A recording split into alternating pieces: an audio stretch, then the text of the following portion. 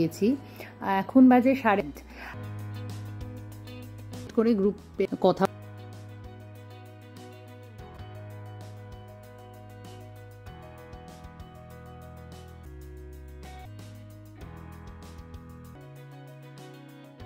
চলে এসছি আমরা হাড় ভার্সন জাস্ট ভিউটা দেখাই।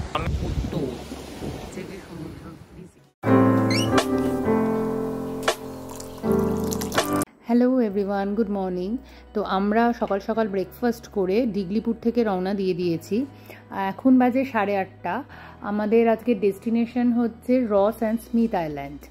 আর রস অ্যান্ড স্মিথ আইল্যান্ডে পৌঁছে আমাদের ফার্স্ট কাজ হচ্ছে ওখান থেকে পারমিটটা করিয়ে নেওয়া বোটের জন্য। তো একেবারে বোটের ওই ফেরিতে গিয়ে দেখা হচ্ছে।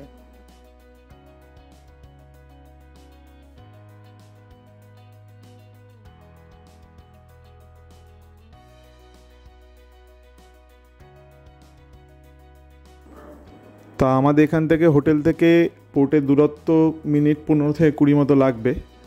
তা এখানে আমরা আপাতত দুজন আছি। দুজনের ক্ষেত্রে হয়তো বোটের ভাড়াটা অনেক বেশি পড়তে পারে, আমরা এখনও জানি না, আমরা গিয়ে দেখছি।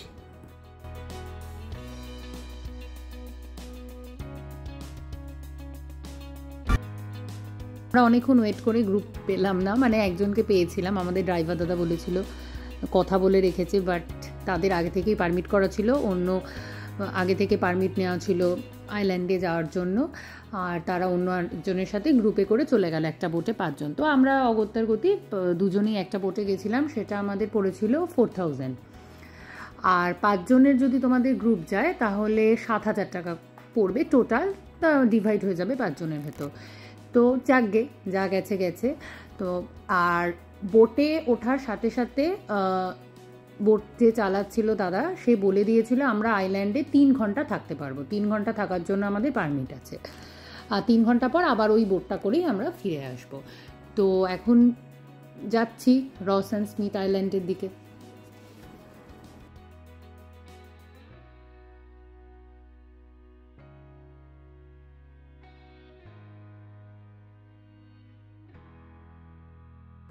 সত্যি নীল জলটা কিন্তু দেখতে অপূর্ব লাগছে, যেদিকেই তাকাচ্ছে না কেন এত সুন্দর লাগছে এই নীলাভ জল। আর দূর দূরে ছোট ছোট পাহাড়ের মতো একটা আলাদাই অনুভূতি। আমি একবার বলবো অবশ্যই ডিগলিপুরে প্ল্যান করা উচিত, অবশ্যই অন্তত বোট রাইডটা তো মাস্ট। আমি জানি না ওখানে গিয়ে কী দেখতে পাবো, বাট এখনও অবধি অসাধারণ একটা অনুভূতি, অসাধারণ।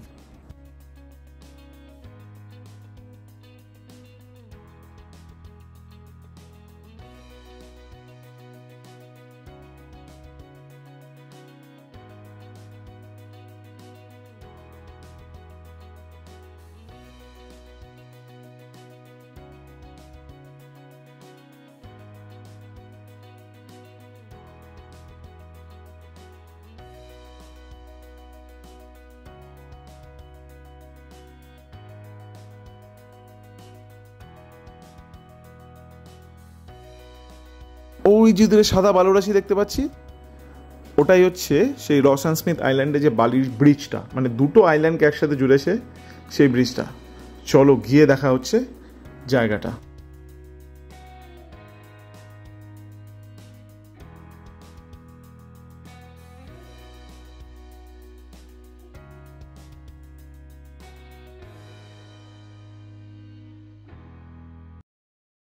চলে এসছি আমরা রস অ্যান্ড স্মিথ আইল্যান্ডে।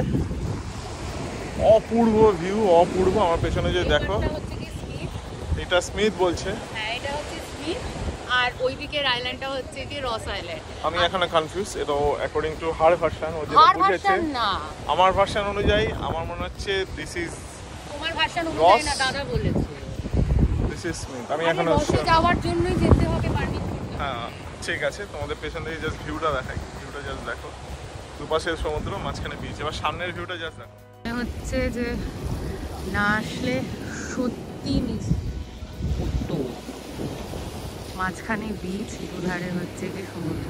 দিস ইজ রস and Smith island. This is the রস অ্যান্ড দ্য স্মিথ আইল্যান্ড।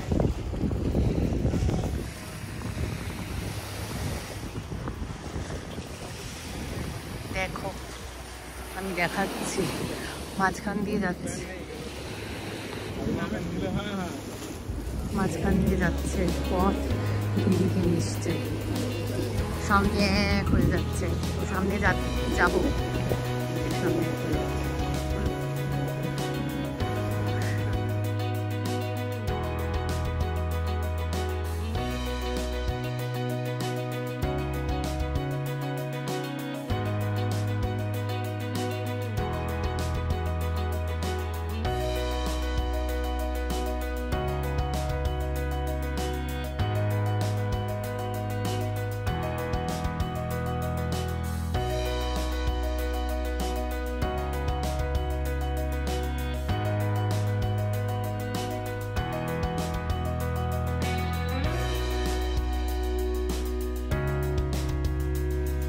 এই হচ্ছে অ্যাকচুয়াল ভিউ।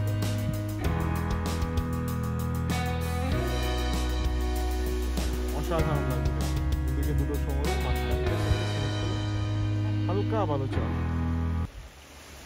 চলো আমাদের জল উঠছে।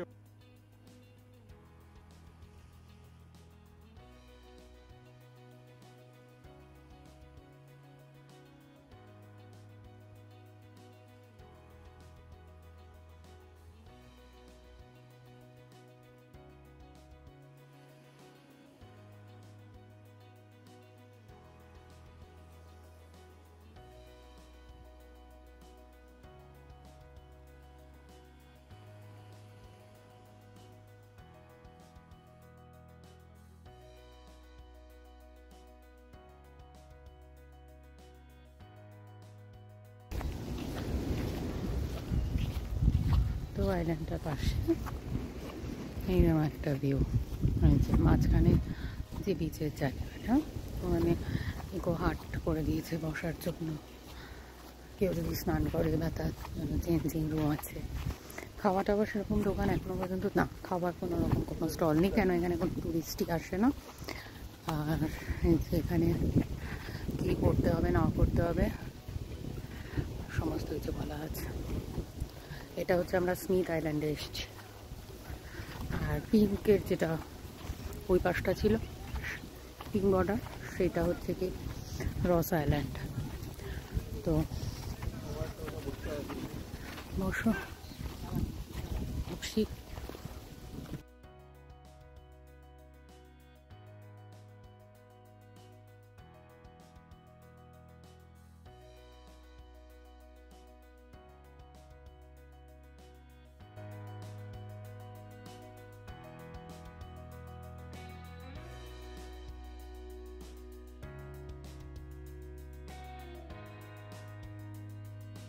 তো এই হলো পুরো আমরা স্মিথ আইল্যান্ড, ব্রিজটা কানেক্ট করেছে রস আইল্যান্ডে। আমরা রস আইল্যান্ড থেকেও নিয়েছি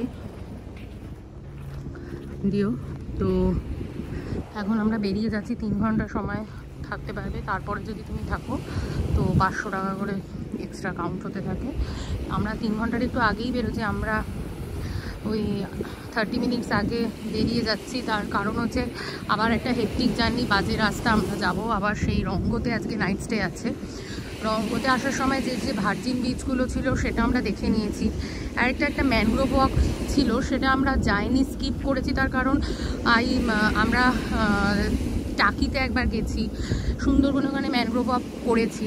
তারপর আমরা বারাতাংয়ের ওখানেও সুন্দর ম্যানগ্রোভ ওয়াক হয়েছে, তো তার জন্য আমরা ওটা স্কিপ করেছি। আর এই যে দেখো যে ব্রিজটা এরকমভাবে যে ব্রিজটা যাচ্ছে ওইটাকে কানেক্ট করছে, ব্রিজটাই কানেক্ট করছে রস আইল্যান্ডকে, এটাই হচ্ছে ব্যাপার। তো এখানে আবার লেখা আছে আই লাভ রস অ্যান্ড স্মিথ, খুব সুন্দর জায়গা। এখানে এখনো পর্যন্ত বিচটা ভার্জিন, এখনো অত টুরিস্ট আসছে না এক্সপ্লোর করার জন্য, জাস্ট বিকজ অফ দ্য রোডটা ভীষণ বাজে, ভীষণ। তাও আসার সময় জানতে পারলাম যে আগের থেকে অনেকটা বেটার হয়েছে রোডটা। রোড যদি খুব ভালো হয়ে যায় তাহলে এখানে অনেক টুরিস্ট আসবে, কিন্তু জায়গাটা ভীষণ সুন্দর, পরিষ্কার জল, খুব দারুণ।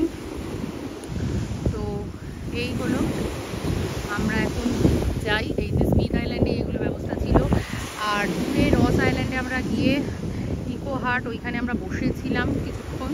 আর আরেকটাও কথা, সেটা হচ্ছে যে পিঙ্ক ফ্ল্যাগটা আমি দেখিয়েছিলাম, ওই যে পিঙ্ক যেটা ওটা হচ্ছে পিঙ্ক যেটা উঠছে, ওটা উঠছে, সেইটা ক্রস করলে পারমিশন নিতে হবে। কেন ওটা ক্রস করে তুমি যাচ্ছ রস আইল্যান্ডে, তো হ্যাঁ ব্রিজটা ক্রস করে ওটাতে তুমি ওই ব্রিজটাই কানেক্ট করছো আর কি, রস আইল্যান্ডে যাচ্ছ যেহেতু, তার জন্য তোমার কী করতে হবে 75 ইচ করে একটা পারমিশন নিতে হবে। তো আমরা আগে চলে গেছিলাম, তারপর আমরা পারমিশন নিয়ে নিয়েছিলাম।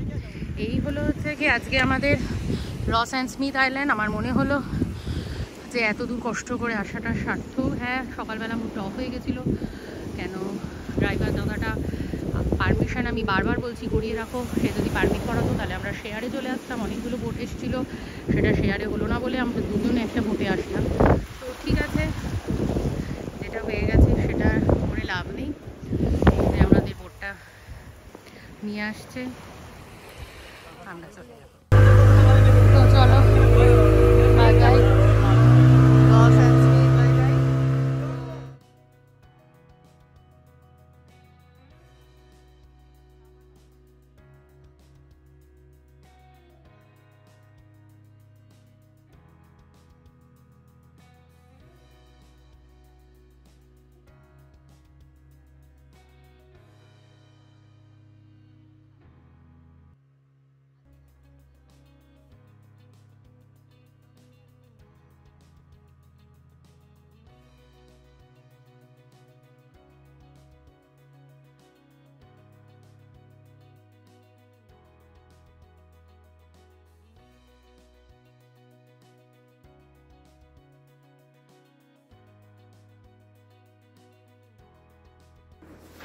ফেরাটা সত্যি বেদনাদায়ক ছিল, এত সুন্দর পরিবেশ থেকে বেরিয়ে যাওয়াটা। বারবার মন চাইছিল এখানেই যেন থেকে যায়, কি করব, ফিরে তো যেতেই হবে। এখন আমরা দেখা হচ্ছে পরে। রাঙ্গাতে আমরা আজকে নাইটটা স্টে করছি, তো কালকে আমরা চলে যাব আবার ব্যাক টু পোর্ট ব্লেয়ার। আমাদের ট্রিপটা আলটিমেট এবার র্যাপ আপের দিকে। আর যেটা আমরা প্রথমেই নর্থ বে আর রস আইল্যান্ড আমাদের হয়ে ওঠেনি, জাস্ট ফর ইয়ের জন্য, আটাকে বানানোর জন্য বন্ধু ছিল। সেইটা আমাদের কাজে একদিন এক্সট্রা ছিল, তো আমরা করে নেবো। আজকে রঙ্গতে নাইট স্টে করে আবার সকালবেলা বেরিয়ে যাব, আবার সেই বারাতাম, আবার সেই পোর্ট ব্লেয়ার। যদি ফিঙ্গার ক্রস, যদি সমস্ত কিছু ঠিকঠাক থাকে তাহলে আশা করছি 2:30-এর মধ্যে আমরা পোর্ট ব্লেয়ারে পৌঁছে যাবো। আর যদি পৌঁছে যাই একটা লম্বা ঘুম দেবো। তো ঠিক আছে, চলো বাই বাই, গুড নাইট। চলো টাটা।